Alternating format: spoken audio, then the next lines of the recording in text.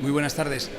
Lo primero es agradecer a la Escuela de Arte y Superior Diseño de Valencia el habernos invitado a pasar este rato y a contaros nuestro proyecto de casa transportable.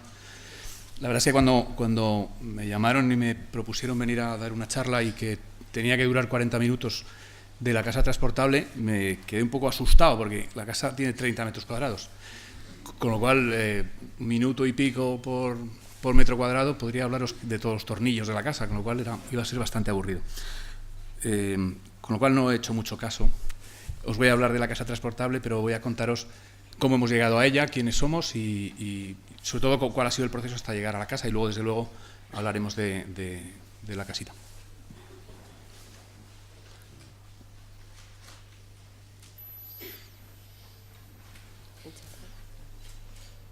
¿Por qué está? Ah, vale. Ahí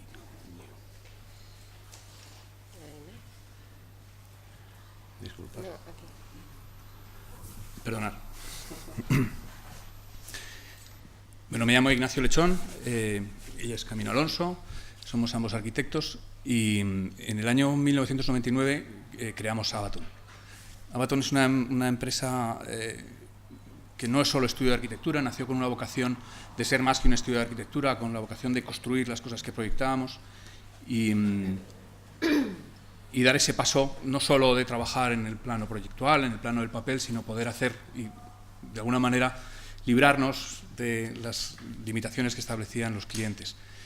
En el año 2002 se incorpora Carlos Alonso, que es ingeniero industrial, especialista en organización de empresas, y lo que hace realmente es nos organiza la empresa. Empezamos a funcionar bien, porque hasta ese momento éramos un poco desastre, y nos abre expectativas nuevas y caminos nuevos. Este es el equipo de Abaton, no exactamente en este momento, hace un año, una cosa así. Bueno, el traeros es por contaros un poco, somos muchos para la producción que tenemos y la razón es porque no somos más que un estudio de arquitectura. Ahí, para que os hagáis una idea, hay 6 arquitectos, 2 ingenieros, 2 aparejadores, 3 encargados de obra, 2 comerciales, una persona de medios de comunicación y 3 administrativos. Bueno, lo que realmente me piden que os cuente es una ventana a la actividad profesional y en concreto la APH 80. Como os decía, yo os voy a contar qué es lo que es Abaton, cuáles son los medios que tenemos, cuáles son los principios que nos inspiran y la APH 80, que es el nombre en siglas que han puesto como marca comercial la gente de medios, que es Abaton Portable House, y 80 porque tiene 80 metros cúbicos de volumen. Antes de contaros nada, hay una frase de Javier Mariscal en una entrevista que define un poco los principios fundamentales o la esencia de lo que hacemos. Él decía dice que en diseño no existe esto es muy bonito, sino funciona o no está funcionando. Y yo creo que se refiere, porque en el cuerpo de la entrevista hablaba que esa funcionalidad no es solo de que cumpla un programa o cumpla expectativas, sino que cumple un todo, funciona el concepto, funciona, todo tiene que someterse a esa crisis o a ese límite que se le pone de que tiene que funcionar. Esta es nuestra sede. Os la enseñamos porque cuando iniciamos los proyectos no solo intentamos responder a las preguntas o los planteamientos que nos pongamos, sino empezar con qué preguntas tenemos que hacernos ante un proyecto, ¿no? Entonces, básicamente la traemos para explicaros que está en un entorno residencial lleno de casitas pequeñas, con unas calles muy pequeñas, y nuestra propuesta aquí queríamos repetir eso y seguir teniendo un tejido en el que el espacio de habitar público casi no existe. Por eso propusimos una cesión de suelo en el que albergamos un lugar donde la gente pudiera encontrarse, pararse, conversar, y detrás una gran pantalla que iniciara al menos una inquietud, ¿no?, que está pasando al otro lado. Es un sitio de experimentación. Ahí probamos todo lo que... Está bien, va bien. Sí. Perdón. Vale. Os decíamos que nuestra sede es una especie de caja de laboratorios, de experimentos. No es nuevo. Peter y Alison Smithson ya hacen en el pabellón de Upper Lawn, en las afueras de Londres, hacen un invento parecido, guardando las distancias con los maestros. Ellos en el año 50 empiezan a fabricar su segunda residencia y les dura 10 años el proceso, y ahí experimentan las cosas que luego van implementando en sus proyectos. Es un laboratorio de ideas, ¿no? De una manera parecida queremos funcionar en Abaton y en nuestra sede, y vemos qué pasa con los materiales, cuáles son, ponemos en crisis cuáles son las conexiones, puede haber el acero, el vidrio puede contactar contra el hormigón directamente, qué pasa con las sombras arrojadas en esos puntos, o cómo tratar los espacios bajo rasante. La imagen inferior refleja ese espacio bajo rasante que no lo parece, cómo iluminarlo. En la parte de arriba hay un showroom donde experimentamos con los espacios interiores, como el amueblamiento, con el diseño interior, o con las instalaciones. Hay una máquina de frío solar que permite obtener, mediante una máquina de absorción, refrigeración en verano. Antes de introducirla en ningún proyecto, la testamos y vemos si realmente es operativo o menos, ¿no? Abaton está estructurado como en 3 patas fundamentales, ¿no? Una es el estudio de arquitectura. Somos arquitectos y yo creo que si abrimos un portátil ya hay un estudio de arquitectura en potencia, ¿no? Necesariamente somos estudio de arquitectura, producimos arquitectura para el exterior, solo proyectos de arquitectura también, pero nacimos como una promotora. Las promotoras tienen mala prensa, pero así nacimos. ¿Qué le vamos a hacer? En nuestro primer proyecto arrancamos con una promoción de 4 viviendas y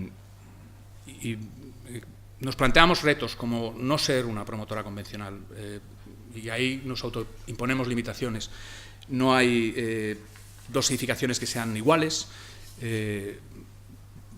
ninguna. Es decir, que donde alguna promoción que tenemos que nos parece que no está tan bien resuelta es porque terminan de parecerse demasiado.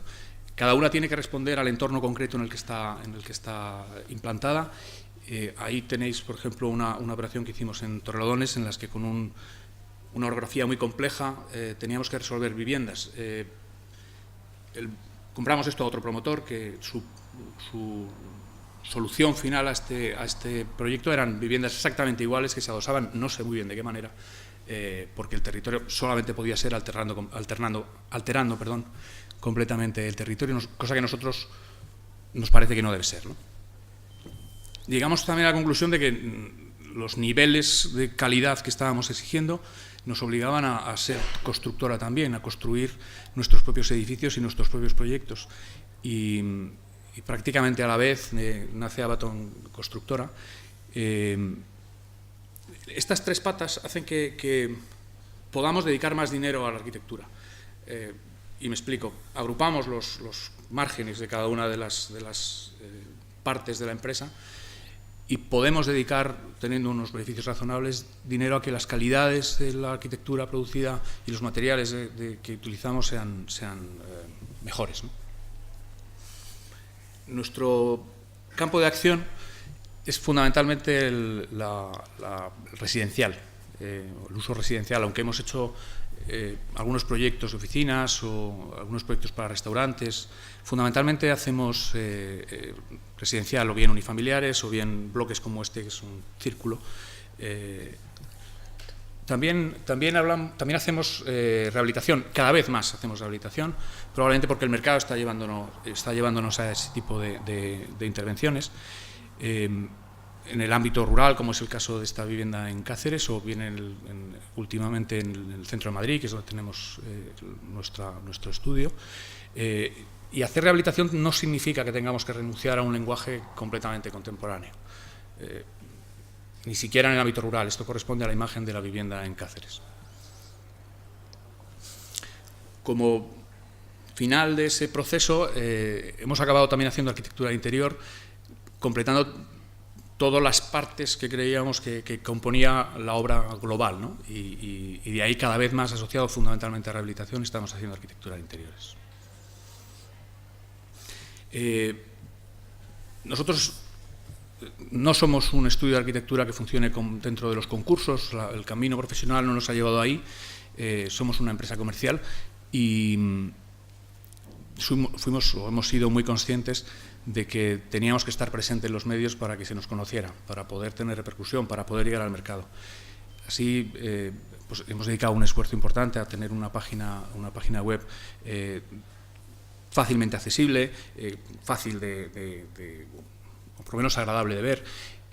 Hemos tenido o tenemos presencia en todas las redes sociales, hay una persona en el estudio dedicada a las redes sociales, pero también llegamos a la conclusión de que había que ir un paso más allá, no solo mostrar nuestras obras, sino ver qué tipo de obras que se producen en este momento en el mundo nos interesan o los cuales tenemos cierta afinidad.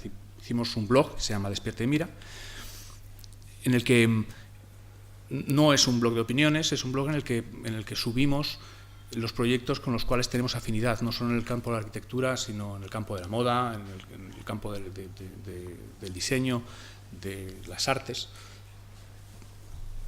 La presencia en esos medios digitales nos ha permitido saltar a los otros medios, a los medios de papel cuché, y eso nos ha llegado a ampliar nuestro radio de acción, a poder trabajar fuera de Madrid, del ámbito, y poder cerrar contratos ahora mismo fuera de España y darnos a conocer, ¿no? Ir un poquito más allá.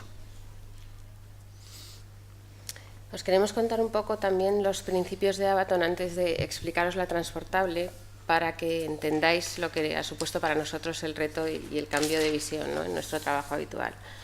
En nuestra arquitectura hay una serie de cosas fundamentales, como por ejemplo la esencia del lugar, entendido no solo, solo y fundamentalmente, como explicaba Aldo Rossi, ¿no?, en el libro Arquitectura de la ciudad, en el que la arquitectura empieza a tener conciencia del lugar en el que se ubica y interacciona con él. Y en este sentido hablamos de una arquitectura sostenible no por la cantidad de aparatos o tecnología que se le puede introducir, sino porque en esa conversación con el lugar obtiene de este los beneficios para hacerla más sostenible. El soleamiento, una sombra de una vegetación, la ubicación por una posición de vientos, en un diálogo, ¿no?, con el exterior. Otra de las cosas muy importantes, que es esencial, y es que no generamos arquitectura desde el exterior, generamos arquitectura desde el interior. Nos planteamos cómo deben ser los espacios, cómo queremos interaccionar con el medio, a quién van dedicados y cómo queremos emocionar al nuevo individuo. Y esto genera un resultado, una volumetría o una imagen que no es el concepto desde el que partimos. Un poco, como decía un profesor nuestro, al final los alzados son el regalo de una buena planta, ¿no? Y otra de las terceras partes importantes es que concebimos la arquitectura desde el inicio con la materia con la que vamos a construirla, ¿no?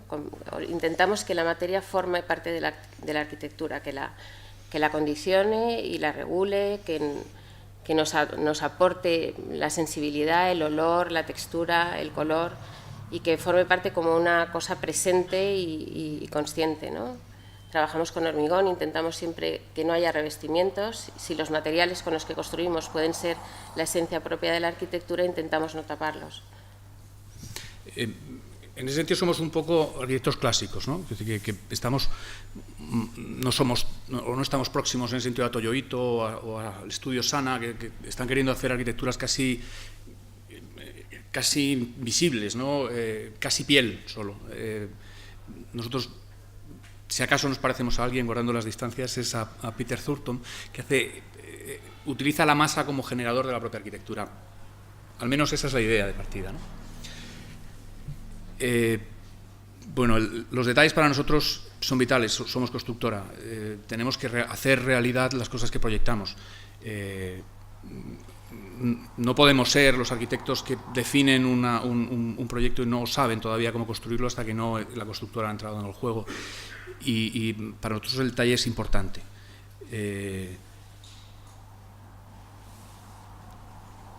Una colaboradora del estudio, Eva, me regaló un libro que se llama Dios lo ve, de Oscar Tusquets,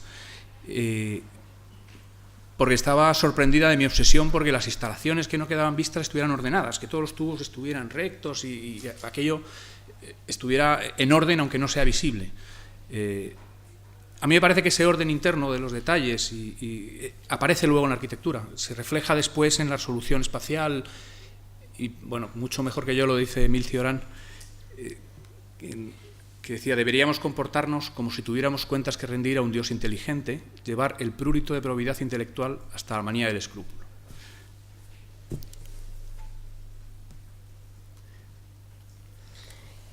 Bueno, para llegar a la APH 80 iniciamos unos trabajos previos, que son la causa de por qué estamos ahí ahora, que es que empezamos a trabajar con la prefabricación. La prefabricación construida... No, hacia atrás. Hacia atrás. Perdonad. Empezamos a trabajar con muros de madera maciza que se generaban completamente en taller y que nos daban muchos beneficios en la arquitectura. Uno, por el control que supone, exigía mucho más tiempo de trabajo en el estudio, pero nos daba muchísima precisión en la construcción y, por tanto, muy pocas irregularidades y muy pocas incertidumbres. Una casa como esta que estáis viendo de 300 metros cuadrados se construía en 3 días, todo el trabajo se hacía en fábrica y en 3 días tenías toda la volumetría perfectamente terminada, con lo cual significaba que no generábamos escombros ni producíamos una interferencia en el lugar tan agresiva como la construcción tradicional. Y luego los beneficios de la madera, que tiene unos comportamientos estructurales muy buenos, además de térmicos, y nos permitía engrosar o al revés, ¿no? Adelgazar los muros habitualmente de unos 40 centímetros con estructuras convencionales a convertirlos en muros de 25 centímetros que nos dan muchos más metros cuadrados útiles, lo cual es muy importante para los clientes al final. Este es un proceso que os queríamos enseñar para que vierais un poco desde dónde partimos, ¿no? Esta forma de producir arquitectura también tiene su vertiente de sostenibilidad. El balance energético de consumo de CO2 o de producción de CO2 es negativo. Es un sumidero de CO2 porque está fabricado todo con madera, ¿no? Todo. Tiene una base de hormigón, bueno, pero fundamentalmente el balance es positivo. Después de trabajar, esto es una casa unifamiliar en Pozuelo, hemos seguido con este proceso de trabajo con materiales prefabricados de madera maciza, pero hemos incorporado un paso más. Estamos trabajando con elementos discretos con viguería de madera, adelante o atrás, depende de cómo lo veas. Allí los forjados eran de madera maciza también, y en este caso vamos a elementos singulares, a viguetas y tableros para conformar los forjados. El siguiente paso, que no tengo imágenes porque todavía estamos en proyectos, era elaborar un corazón de prefabricado de la edificación donde estuvieran los núcleos húmedos y donde poder incorporar todas las instalaciones de tal manera que lo podamos llevar a obra completamente ejecutado y los elementos auxiliares de la casa sean solo paredes que se prefabrican, ¿no? Y que se montan. Estos son los antecedentes directos de la PH80.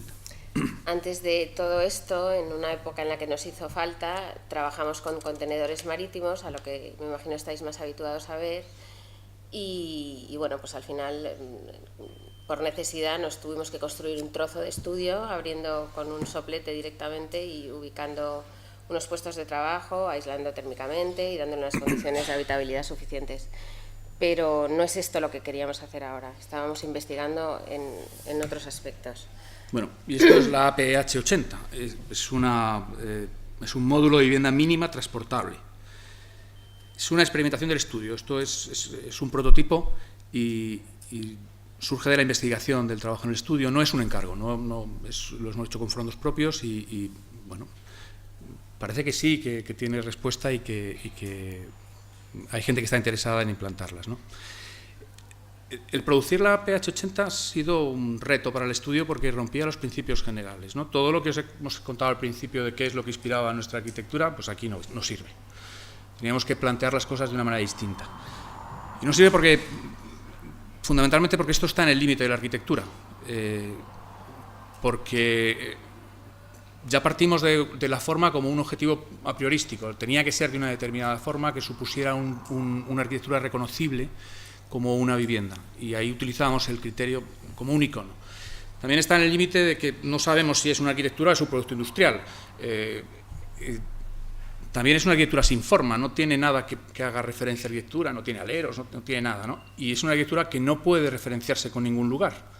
Es una arquitectura que tiene que funcionar para estar en casi cualquier sitio. Y por último es una arquitectura que casi no es, porque es mínima, son 30 metros cuadrados. Y además teníamos otro reto adicional, que no podía ser algo que tenía que ser una rememoración, tenía que producir una resonancia, queríamos que fuese una arquitectura poesía. Y como os decíamos, buscábamos qué era aquello que pudiera ser reconocible en cualquier individuo, incluso en cualquier cultura, ¿no? Buscábamos una forma como objetivo en sí mismo de esta pieza, de esta no arquitectura o de este objeto, ¿no? Para que pudiera ser reconocible o implantada o asimilada por cualquier personaje. Eso no hemos inventado nada, no es nuevo. Muchos arquitectos han reflexionado sobre esto, pero también desde el mundo del arte hay una aproximación al sentimiento de una forma primigenia que transmite la sensación de lo que es un hogar, ¿no? Joel Safiro hace en el año 75 prácticamente un lingote, es una pieza de 16 centímetros por 11 y por 11 de hierro macizo, pero es la protoarquitectura. Ahí debajo es la arquitectura en estado cero, ¿no? Años después, Ai Weiwei hace una forma muy similar. En este caso empieza a jugar, aparecen dos en la imagen, son tres, empieza a jugar con las interrelaciones entre ellas, y es una pieza también de mayor tamaño, tiene 1,50 m de alto.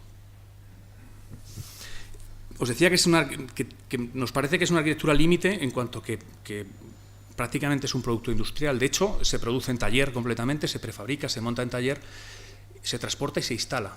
Es casi una máquina, ¿no? En ese sentido, no se relaciona con nada fuera de ella y todas las relaciones las establece con sí misma, es un edificio ensimismado y por lo tanto la proporción adquiría un valor importante, es un edificio autónomo. Si queréis interrumpirnos o nos lo decís, ¿eh? O sea, tiene que ser un diálogo esta charla. Puede ser. Bueno, entonces en esa búsqueda de la abstracción, del elemento que significara casi sin pensar lo que es una vivienda, buscamos esta forma, ¿no? Muy neta, en la que intentamos eliminar todos aquellos parámetros o todas aquellas piezas reconocibles de una edificación. Entonces, por eso desaparece no solo el artificio, sino que desaparece el basamento, las cornisas, los aleros, los canalones. Al final es como si quisiéramos o como si hubiéramos pretendido construir incluso un objeto macizo, ¿no? Ni siquiera un vacío, ¿no? Una pieza neta, potente y que más bien pareciera una talla, no un elemento de arquitectura. Estuvimos trabajando con un montón de chavales y de niños pequeños para que nos dibujaran sus casas y al final vimos cuál era la proporción más reconocible para todos ellos. Si os dais cuenta, siempre cuando le pidáis a un niño dibujar una casa, siempre nos hacen una casita con un tejadito de 2 aguas y de proporciones muy humanas, ¿no? La relación entre las tres dimensiones es muy concreta y muy recogida, ¿no? Intentando un poco rememorar y esa forma aprendida de todas las culturas, del cobijo, buscando esa imagen de icono, ¿no? para que pudiera pertenecer a cualquier lugar o a cualquier historia.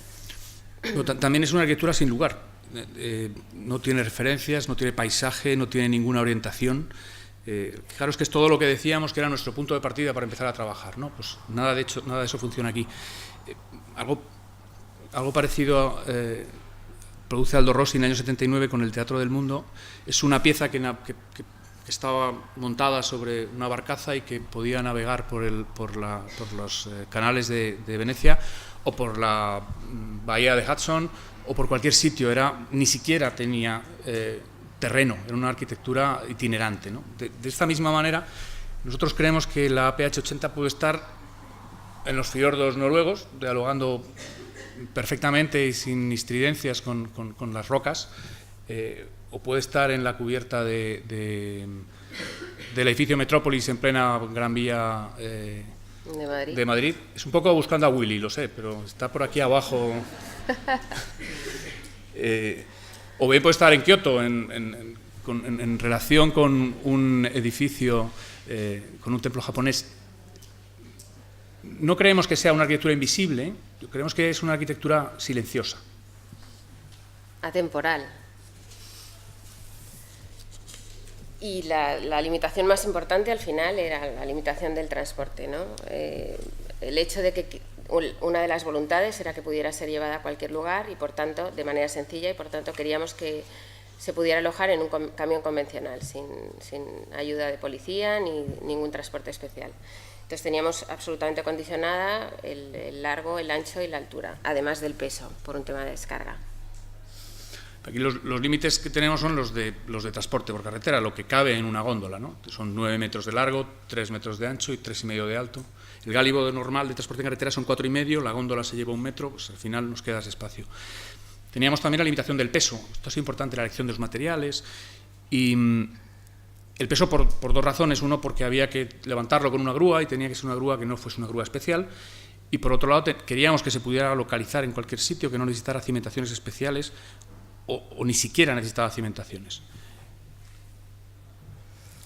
Y lo que nos condicionaba mucho la pretensión que teníamos, y hacemos referencia a un texto de Fernando Espuelas, era sobre todo, no queríamos generar un edificio prosa, un edificio que solo responde a una función y que una vez que lo utilizas lo desechas. Queríamos buscar un objeto, un edificio poesía, que te apetezca ver, que te apetezca tocar o leer, que quieras volver a él y que se te plasme en la memoria con sonrisa, ¿no? con delicia. Esto es la AP80, así surge. Es una edificación objeto transportable, desnuda de todo lenguaje, de todo artificio, solo forma, 9 metros de largo, 3 de ancho, 3,5 de alto, y recoge el programa mínimo de una vivienda. En la configuración interior podríamos haber hecho una nave, toda su dimensión, vaciada por dentro, pero también quisimos que albergara las 2 partes del ser humano, ¿no? La parte individual, más intimista, alojada en el dormitorio, con una relación con el exterior concreta, y la parte social, donde se desarrolla la cocina y sala de estar, que está completamente abierta al exterior y es la que interrelaciona el interior y el exterior y se apropia del exterior. Y en su forma aparecen pues, los huecos muy pequeños para el baño y el dormitorio y un hueco muy grande en el espacio de salón en el que formalmente dibujamos una puerta. Por dentro, y siguiendo con la misma característica un poco que buscábamos, eliminamos todo artificio, eliminamos rodapiés, juntas, y el único material que la conforma es en sí mismo estructural, que es la madera del norte, abeto español, a la que le hemos dado un velo blanco para mantener la estabilidad del color, pero que dejamos percibir la textura y el nudo de la madera, entendiendo que es un material natural y conformándolo a modo de segunda piel. El edificio es muy pequeño y las paredes y el techo son muy próximos, aunque los espacios más bajos son de 1,98, la proporción en el espacio central, que es de 3,20 metros, es una proporción agradable y para nada de sensación de espacio pequeño. Todos los paneles son de una pieza, las puertas están cortadas en el mismo panel que el resto de la pared, de tal manera que cuando están cerradas se lee como un único elemento, a modo de que la propia madera se plegara a tu alrededor, ¿no? Incluso en oposición a lo que os habíamos contado antes, como una talla dentro de un tronco. Y todos los elementos que formalizan los espacios o que necesitamos para guardar cosas se forman con el mismo material, con la misma madera. Las juntas desaparecen, no se tocan por un tema de que fuera fácilmente movible y que no sufrieran los transportes. Todos los elementos están sutilmente separados, no llegan a tocarse. Entonces hay juntas abiertas entre los elementos, no solo entre los paños de madera, suelo, techo o paredes, sino también entre las encimeras o cualquier otro, ¿no? Y al final es una pieza que dialoga con el entorno, con cualquiera, la hemos probado en varios sitios y funciona muy bien, y por esa parte natural que tiene también, ¿no? Y ese concepto tan claro. Como os decía antes, esta edificación está construida completamente en taller. Hemos trabajado con una empresa que se llama Gesfer, es una empresa especializada en madera, en trabajos en edificación en madera, y se ha elaborado completamente en estas edificaciones que tiene, en estas naves que tiene en Huesca. Para el diseño hemos trabajado con un programa de dibujo no convencional, no es el AutoCAD o el MicroStation que usamos nosotros, es un programa específico, se llama CADWork, que genera una capa individual por cada uno de los elementos constructivos y lo enlaza directamente con una máquina de control numérico de corte. De tal modo que conseguimos mucha precisión, toda la precisión, y con ello conseguimos abaratar los costes, no hay restos, o se reducen mucho los restos, los despuntes de los materiales, y nos adecúa cosas de la imagen, como por ejemplo que las juntas sean juntas abiertas en las que la llaga es perfectamente paralela porque los cortes son milimétricos. Hay poca mano del hombre ejecutando estas cosas, aunque sí en el montaje, pero no en la fabricación de cada elemento.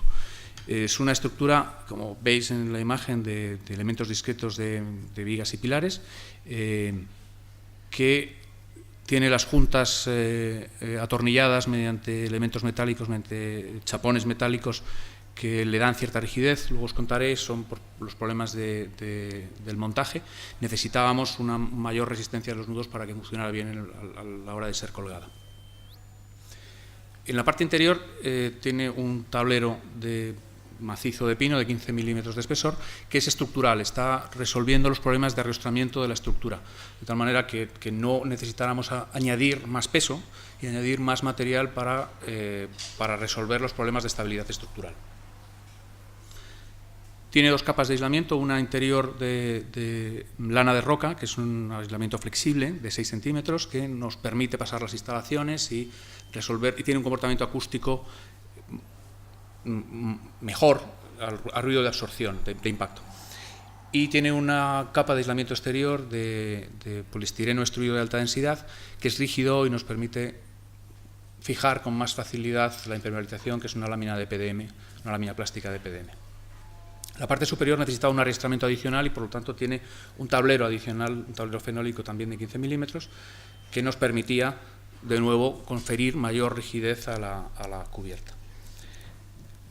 Sobre el aislamiento no aparece en la imagen, pero hay una lámina de impermeabilización, os decía, de EPDM, una lámina plástica de alta resistencia, y sobre ello aparecen los rastreles de ventilación que nos utilizamos fachada ventilada, de tal manera que hay un comportamiento térmico muy favorable, porque que sepamos es el sistema que permite mayores índices de eficiencia energética. Para poder resolver con unos espesores razonables las contraventanas, utilizamos unos perfiles metálicos de acero, porque la madera no nos daba unos tamaños de sección demasiado importantes y necesitábamos trabajar con acero. El acabado exterior son unas láminas de Viroc. El Viroc es unos paneles de partículas de madera aglomerados con cemento. Es una patente portuguesa y es imputrescible, es inalterable al agua y permite el corte con maquinaria de corte de madera. Tiene unas características de imagen que nos resultaban muy atractivas porque se materializa en su superficie las imperfecciones de la fabricación. Esa posibilidad de trabajarlo con la maquinaria de corte de madera nos permitía introducirlos en la máquina de control numérico y tener unos cortes perfectos. Y tiene unas prestaciones de imagen que nos parecía que podían interactuar tanto en el entorno urbano como en el entorno natural. Esto es una imagen de la producción real, en la que podéis ver las dos láminas de aislamiento, la estructura y el proceso real de construcción. Es la misma imagen en la que aparecen los refuerzos estructurales en los nudos, con unos llantones de una sección muy importante, de 12 milímetros, con unas cartelas. Hacía un elemento rígido, sofisticado, porque necesitaba resistir tensiones importantes. Os traigo este detalle porque es el detalle convencional de producción de la sección de la edificación, porque parece muy sencillo. Es decir, que ves el detalle y dices, sí, pues al final es un muro con cosas dentro, parece que es muy elemental. Y sin embargo encierra mucha complejidad en la construcción. Probablemente es el edificio que más hemos dedicado a ver las soluciones técnicas para que fueran efectivas. Entonces, esa simplicidad aparente, también aparentemente cuando estás dentro es una edificación sencilla, encierra una complejidad importante. Cuando pensamos en la forma de mover la edificación para el montaje, creímos que lo más interesante era poder suspenderla, colgarla de unos elementos como unos ganchos, que además le daba mucha visibilidad al hecho del transporte. Había otros sistemas más alambicados, pero no tenían esa imagen plástica de lo que significa colgar el edificio para el transporte. Esas argollas que veis ahí, dos, otra en el extremo opuesto, sirven para cogerlo con una eslinga y levantarlo para poder situarlo en el sitio. Eso nos obliga a tener una cumbrera de mucha sección. La viga cumbrera tiene mucha sección y los nudos necesitaban absorber tensiones muy importantes que nos demandaban poner unas chapas de acero que hicieran que se comportara como un elemento rígido. La razón es porque tiene dos comportamientos estructurales opuestos. Por un lado tiene que estar apoyado, en la que demandaba unas secciones menores porque las cargas son muy pequeñas, pero por otro lado tenía que estar colgado y su comportamiento estructural opuesto, y esa razón nos obligaba a rigidizar los nudos. El apoyo de la casa transportable era importante porque queríamos que pudiera estar en cualquier sitio, que pudiera llegar a un sembrado y poder apoyarse en él, y para eso limitamos las condiciones del peso de la edificación, pesa 8 toneladas, y tuvimos que diseñar un número suficiente de apoyos con unas características del apoyo para que permitiera localizarlo en cualquier sitio. Ahora mismo el prototipo tiene 10 apoyos, tiene una superficie de 900 centímetros cuadrados por cada apoyo, con una carga mayorada de 12 toneladas, estamos hablando que la tensión por centímetro cuadrado en la placa de apoyo es de 1,33 kilos centímetro cuadrado. Esto es un número aburrido, pero un terreno normal, natural, aguanta 1,5, 2 kilos, son elementos razonables en cuanto a tensión admisible del terreno. Quiere decirse que está por debajo de su umbral y puede localizarse sin ni siquiera cimentación o con una cimentación muy, muy elemental. Otra parte importante condicionante del diseño es las instalaciones que alberga. Las instalaciones están introducidas desde el primer momento del proceso de fabricación. De hecho, están labradas en los elementos estructurales para favorecer su paso. La idea es que sea una casa enchufable, es decir, tiene todos sus puntos de conexión en un extremo, en una ventana que veréis luego al final de la imagen, en donde aparecen pues la conexión con un enchufe convencional de 25 amperios, con la conexión con una distribución de agua de 1,5 pulgadas y con una salida de saneamiento de 125 milímetros de sección. Y el montaje acaba siendo tan sencillo como os hemos contado. El traslado es en una góndola convencional, las argollas se quitan durante el transporte porque exceden de la altura convencional que nos permitiría movernos por autopistas en España, y la descarga es con una pluma normal. Es un proceso que no requiere mano especializada ni ninguna ubicación concreta, puede colocarse en cualquier sitio. Este es un vídeo que nos hizo el ABC cuando se enteró de que le íbamos a traer a Madrid, se vino a grabar y pues bueno, os enseña un poco que veáis lo cómodo que es colocarla, ¿no? Y que realmente este señor es el conductor del camión, o sea que es que no requiere ninguna mano especial. En este caso la colocábamos directamente sobre el terreno, sobre unos apoyos que pusimos para nivelar de madera, o sea que no es el terreno mismo el que está soportando la carga, no tiene ninguna zapatas especiales, y se ponen las piezas de abajo que están a forma de embudo para emboquillar la carga y directamente se coloca, es muy sencillo. Y una vez colocada, pues ya esta es la casa, ¿no? Al final tiene esas 3 estancias, el interior es homogéneo, o sea, cuando tú la ves vacía la entiendes toda como una piel de un único material. Los paneles cuando están cerrados es continuo, el de un lado y el del otro. Ahí veis que no hay juntas, en la encimera no hay juntas, es una junta de neopreno, está suelta totalmente. El movimiento en la carga y descarga es bastante importante para la casa. La madera flecta y se va adaptando, entonces era importante que todo esto estuviera abierto para que no se produjeran roturas en los materiales. Y un poco la intención era que desde el interior tú te sintieras en la calle, ¿no? O sea que al final el espacio es pequeño, pero abarca todo aquello que abarca tu vista. Con lo cual la proporción espacial es muy grande, está muy bien. Es una casa que en realidad es un prototipo que alberga todas las necesidades, pero ahora estamos teniendo pedidos distintos y cada una se va adaptando a la necesidad del que nos lo pide, ¿no? Hay algunas que tienen 2 habitaciones con un baño, a modo de que pudiera ser una casa crecedera. En un principio no pretendíamos que fuera una vivienda autosuficiente en el sentido de que tuviera todos sus propios abastecimientos, pero sí que es cierto que había abastecimientos muy sencillos de implantar, y en este caso metimos un solo panel que da suministro, tiene autonomía para 2 días, para un consumo eléctrico de la iluminación de la transportable y la nevera. Añadiendo hasta 4 paneles complementaría el tema de la calefacción, incluso eléctrica, y el termo de agua caliente. Con lo cual, digamos que, salvo que no tuvieras agua, no necesitas ni siquiera engancharte a una red. Hay un proyecto de Renzo Piano, que es una casa transportable también, que es algo más pequeña, es casi un refugio, que intenta resolver los problemas de los suministros como un leitmotiv del propio proyecto. Entonces, resuelve tanto la energía como con paneles fotovoltaicos, como la energía térmica con paneles térmicos,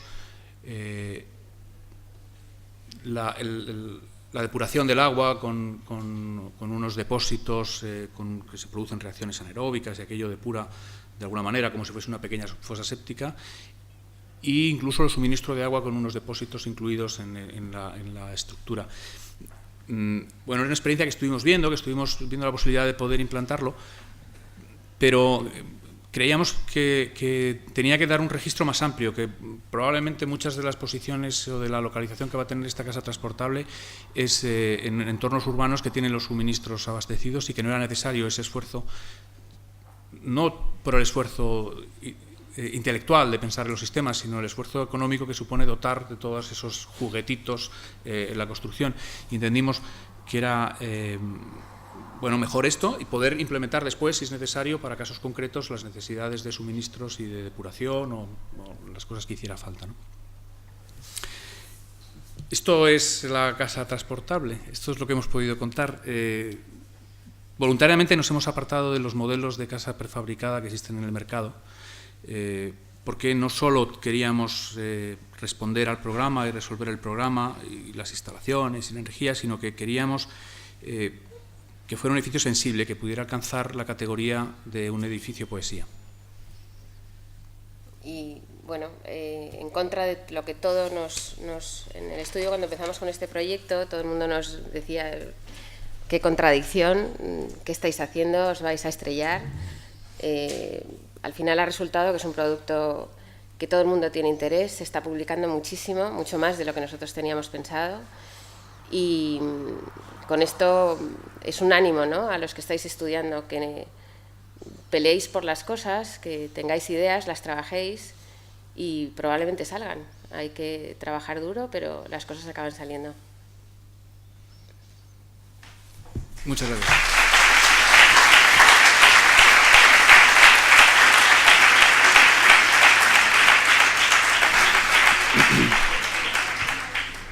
Hola, buenas tardes. Yo quería preguntar cómo se resolvía el tema de saneamiento. Es decir, se planta la casa donde sea, pero luego dónde va tanto las aguas jabonosas como... Sí, como las otras.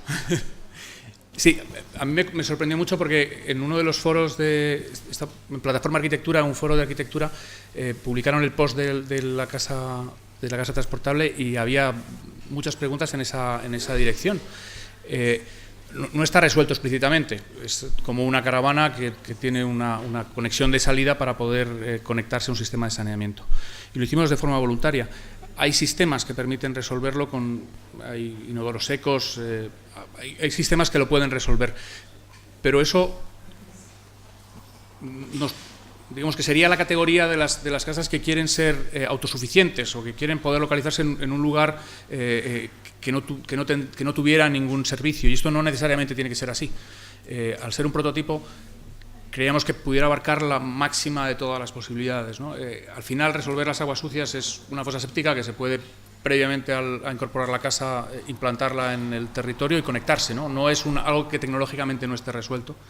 Y puede implantarse en la propia casa, si es necesario, con estos sistemas de inodoros secos o con unos sistemas digestores que van colgados, son prohibitivamente caros, pero se pueden incorporar en un falso techo, habría que levantar el suelo.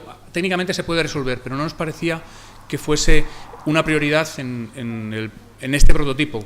A casos concretos se pueden resolver esos problemas. ¿Y qué diferencia hay entre este tipo de edificio y una caravana residencial que se pueden ver en los campings? Al final es 30 metros cuadrados y es portátil también. En realidad ninguna.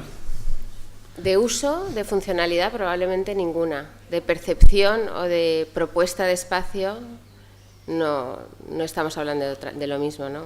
Esto es una pieza de arquitectura, yo creo que al menos esa ha sido la intención que hemos tenido, ¿no? Generar un espacio que te conmueva, y realmente la gente cuando va y se sienta dentro es que ni hablan, se quedan emocionados. O sea, es una pieza que conmueve, que sí que emociona y que sí que apetece. O sea, sí te vas a un sitio de estos. A lo mejor a una caravana te vas porque es una diversión el hecho de la caravana en sí, ¿no? O la oportunidad de la caravana, el lugar al que te puedes mover, la libertad que te da. Esto no es una pieza que se transporta, no está pensada es transportable, pero no está pensada para moverse de un sitio a otro. Está pero bueno, hay caravanas que no son transportables. Las residenciales no tienen ruedas, la colocas donde quieres al final. Sí, bueno. Sí, no es sustancialmente distinto a ese tipo de arquitectura, es otra arquitectura de ese tipo, pero creemos que aporta una sensibilidad distinta, una imagen distinta. Pero es difícil transmitirlo, porque cuando hicimos el prototipo y hicimos el primer montaje y nos fuimos allí, pusimos los muebles, nos sentamos dentro, la verdad es que se estaba muy bien. Había muchas cosas que eran interesantes, el espacio era muy agradable, el olor de los materiales, de la madera, era muy agradable, realmente era una vivienda, era un sitio que podías llamar vivienda, tu hogar, tenía esa sensación. Las proporciones también probablemente ayudan. ¿No se puede contemplar como vivienda? Es decir, ¿cumple con el código técnico de la edificación o es un bien mueble? El código técnico con creces, en cuanto a salubridad y térmico, con creces. No hemos hecho el cálculo energético, están ahora estudiando en el CIEMAT, pero vamos, va mucho más de lo que nos están pidiendo. Tiene unos condicionantes. En algunas ordenanzas municipales te condicionan la altura de la edificabilidad. Esto es muy bajito. En la entrada ni siquiera hay 2 metros, hay 1,98. Entonces, por este motivo sí está condicionado y no se podría colocar como vivienda en algunos ayuntamientos. Sin embargo, en otros sí se puede, incluso se está tramitando ya, de hecho, en algunos sitios, como excepción por la singularidad que tiene. En cuanto al cumplimiento de las condiciones de eficiencia energética de la pieza, los programas de cálculo existentes normales, los convencionales, que son programas por comparación, te permiten establecer dentro de la categoría de A a la E, te permiten los primeros hasta la C. Tú puedes, porque son elementos de comparación y te permiten situar tu edificación entre los peores de la fila, digamos, ¿no? Para conseguir una calificación A o B necesitas hacer unos estudios más sofisticados y estábamos hablando con el CIEMAT para que haga ese estudio. Dábamos el C de sobras y estábamos viendo dónde estamos, si en el A, en el B. Probablemente llegar al A es imposible sin instalaciones. Para poder llegar a una calificación energética A necesitas tener o bien biomasa, no me digas por qué, la biomasa debió estar de moda en aquel momento que se hizo el código, o geotermia o algún juguete, digamos, en el mejor sentido de la palabra, energético que te ayude a tener una calificación A. Probablemente sea B, pero estamos en ese proceso de calcularlo. Y otra pregunta distinta. El tema de las juntas. Porque bueno, el panel vídeo que al final tiene juntas y hay algunas que están en dirección en el agua, pero... Sí, en la cubierta te refieres. Sí, bueno, en la cubierta y en las fachadas. Sí, el panel es un panel de cerramiento, lo que está intentando quitar la radiación solar de tal manera que tenga un mejor comportamiento térmico. Se resuelve en el interior. Justo debajo de los rastres de ventilación hay una lámina impermeable de PDM que es continua a lo largo de toda la edificación y está sellada. Entonces el agua efectivamente pasa por esas juntas, pero se queda en la lámina inmediatamente después, que es la impermeabilización. Las juntas pueden estar perfectamente abiertas.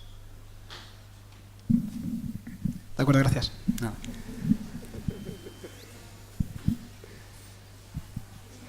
Hola.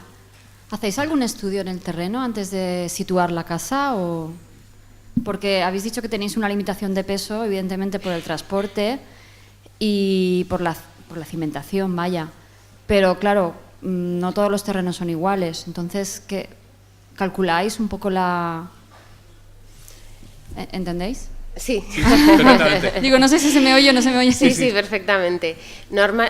Salvo en sitios como tenéis aquí, en las zonas de dunas o arenas, la resistencia del terreno, sin quitar ni siquiera la capa vegetal, estamos en 1,5 kilos y esto está por debajo.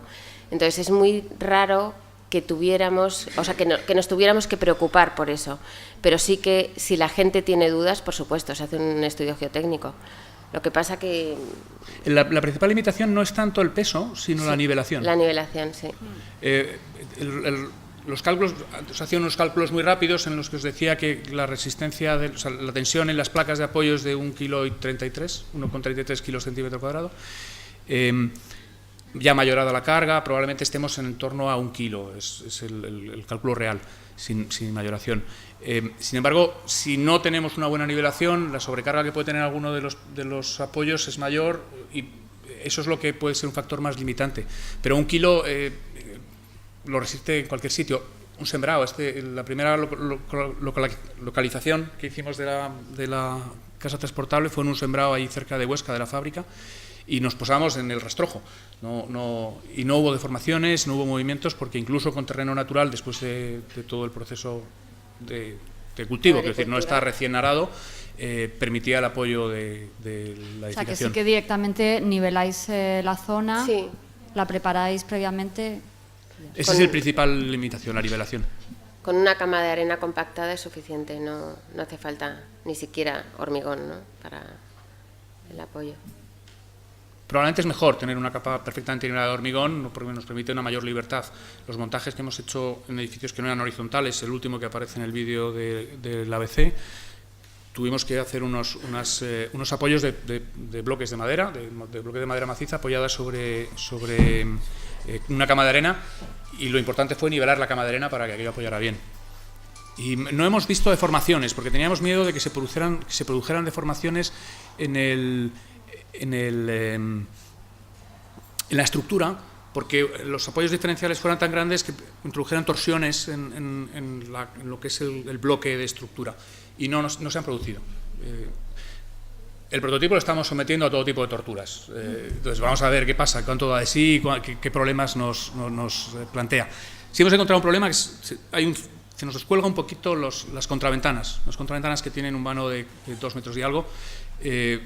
Tenemos algún problema de que los anclajes a la estructura están cediendo un poquito y tenemos que ver la forma de reforzarlo. Nos hemos colgado de las contraventanas para que pasen estas cosas, ¿no? Que un prototipo es para eso, ¿no?, para ponerle a prueba. ¿Por qué habéis elegido realizar la estructura en madera y no en acero, que es más resistente? Por peso, fundamentalmente por peso, y porque el comportamiento de la madera es muy buena a tracción y a compresión y permite moverse. O sea, la madera es un material que se estira y se vuelve a encoger, y entonces en el transporte el hecho de colgarla obligaba a que trabajara de una manera totalmente distinta, pero luego vuelve a coger su forma, pero básicamente por el peso. Una mejora en las condiciones de fabricación. Podríamos ser más precisos con la madera que con el acero. En principio, el factor determinante es el peso, desde luego. Pero es verdad que con madera podríamos ir a secciones algo menores en las vigas, no tanto en los pilares porque tendríamos un problema de pandeo, pero sí en las vigas, y podríamos haber reducido un poco la sección, pero el factor limitante fundamental era el peso. Incluso utilizando acero nos íbamos por encima de las 8 toneladas. Y se puede hacer, porque el transporte en góndola sí permite superar las 8 toneladas. El problema es las grúas de traslado, la saca del camión y la pone sobre el terreno. Nos obliga a grúas especiales, que no es fácil localizarla. Hasta 8 toneladas una grúa de cualquier sitio te resuelve. Una grúa pequeña te resuelve. Habitual, sí. Sí. la hemos comparado un poco con caravanas, hemos hablado un poco de que se parecían a caravanas o tal. Y estamos aquí discutiendo si esto necesita permiso de obras, licencia de obras. Y después también un poco la normativa de cada zona es la suya, ¿no? ¿Y se acoplará a las normativas o cómo? Pues mira, todos preguntan lo mismo. Entonces, sí necesita, o sea, la mayor parte de los ayuntamientos consideran que es una edificación, aunque le pongas ruedas. Y entonces, por tanto, necesita una licencia urbanística. Hay muchos que están tramando cómo saltarse esa licencia y hay algunos mecanismos, pero desde luego la necesita. Y luego las ordenanzas obviamente son diferentes en todos los municipios. Por ejemplo, en nuestra región el Ayuntamiento de Madrid no lo permite. Sin embargo, el Ayuntamiento de Pozuelo sí lo considera una vivienda y se puede instalar como tal, no tiene ningún problema. Son ordenanzas municipales, eso ya está totalmente regulado en cada municipio. Y lo que pasa que lo que estamos haciendo, entre otras cosas, por ejemplo, ahora nos han pedido una en el propio Ayuntamiento de Madrid y le hemos dado un poco más de altura para que cumpla la regulación de vivienda.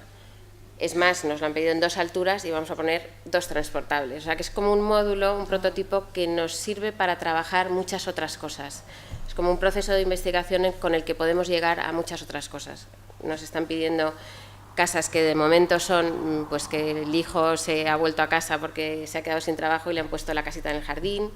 El que ha decidido que los abuelos viven con ellos porque se están haciendo mayores y se los ponen en casa. Entonces es una manera de convivir sin rozar demasiado, ¿no? Pero sí. Si hay algunos ayuntamientos que están a empezar a regular las casas transportables, las casas provisionales. Entonces hablan de edificación provisional y está regulándose como una autorización municipal, necesita una licencia, pero es más flexible, no impone tantas limitaciones como si fuese una edificación permanente.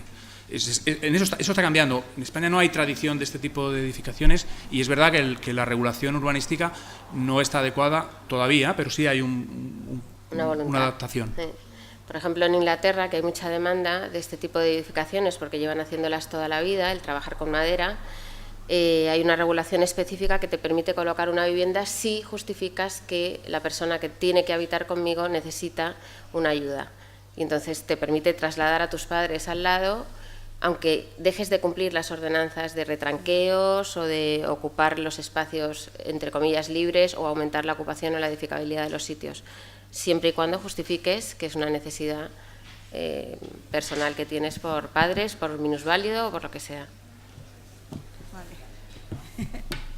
Bueno, yo no sabía esa normativa inglesa, pero me parece que eso es nivel. ¿Verdad? Y que ahora que la sé, yo creo que todos teníamos que luchar por eso, ¿no? O sea, cuando quiero ser mayor, quiero estar en el jardín de mi hermana o de alguien, claro, para que me cuide. Sí, sí. Sí. Estupenda vuestra casa, ¿eh? Y estupenda vuestra conferencia.